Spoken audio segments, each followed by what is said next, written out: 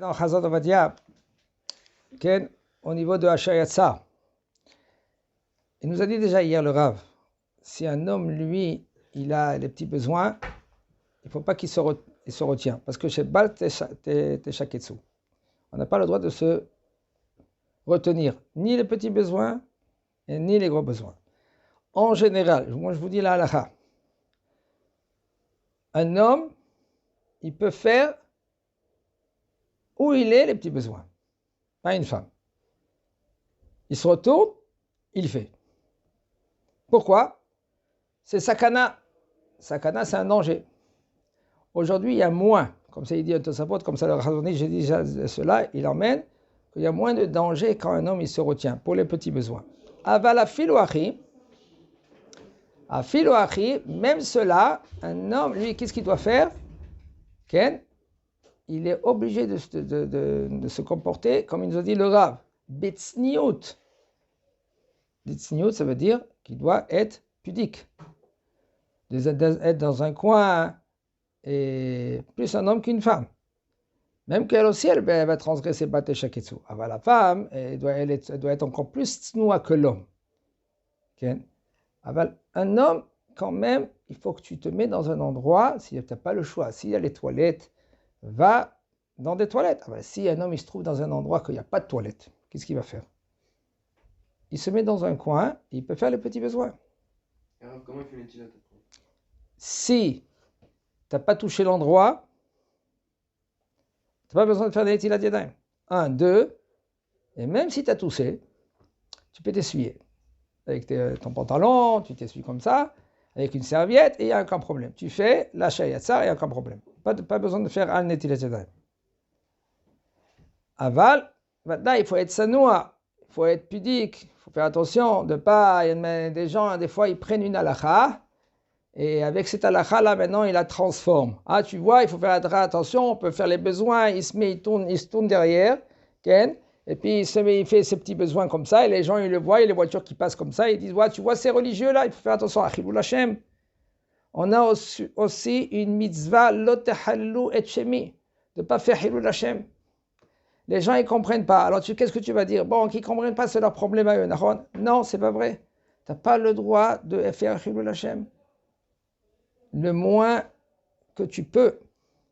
Des fois, tu n'as pas le choix, tu n'as rien fait. Et le bonhomme, maintenant, ils ont inventé des histoires. Ce n'est pas toi. Aval, tu es obligé d'être tsanoa.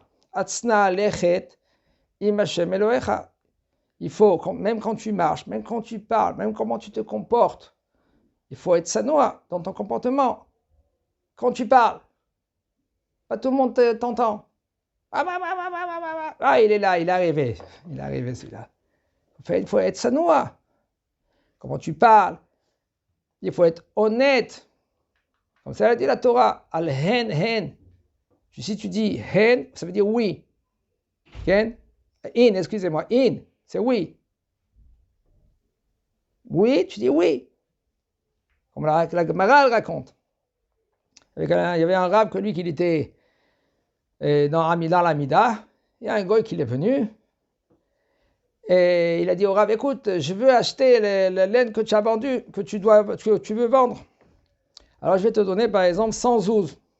Et le rave, il continue avec sa Amida. Quoi, tu veux pas que je te vende 100 zouz? J'achète 100 zouz. Quoi, 200? Bon, mais c'est derrière là, tu sais quoi, le 200. Et le rave, il continue à la Amida. Il dit quand même, quoi, tu ne veux pas accepter. Le gars, il ne fait pas attention. Le rave, il est avec ça, la Amida. Le gars, lui, maintenant, il est dans ce business. Il est 100, 200, 300, 400. À la fin, il est arrivé à, je crois, 500, 600 comme ça. À la fin, il voit que le rave, lui, il fait les 3 pas. Il va vers lui, il dit bon, c'est bon, alors, d'accord, je te vends la laine. Il sort 600 zouz. Il dit non, 100 zouz. Il dit, mais c'est ça que tu as demandé 600 zouz. Il dit non, dès que tu as dit 100 zouz, gamar te bedaati, dit le Gemara. Dans mon esprit, c'est bon, j'accepte. J'ai continué ma tfila parce que je suis devant le roi. Maintenant que toi, tu as augmenté parce que tu n'as pas compris. Sinon, c'est Gezeldat, sinon je lui vole sa pensée. Moi, chez moi, dans ma tête, c'est 100 zouz, c'est pas 600. Il faut être ish emet, le plus qu'on peut. Il y a des nisyonotes dans la vie. Et ces nisyonotes, il faut les passer comme il faut. Parce que la vie, c'est très dangereux. La vie, c'est pour ça qu'un homme, il doit être maintenant, quand il y a le maboul dehors. Vous savez, le maboul, qu'est-ce que c'est le maboul? Maboul, c'est quoi maboul? C'est un déluge, non? Le déluge, quand il y avait Noach, il y avait un déluge. Il y avait un maboul.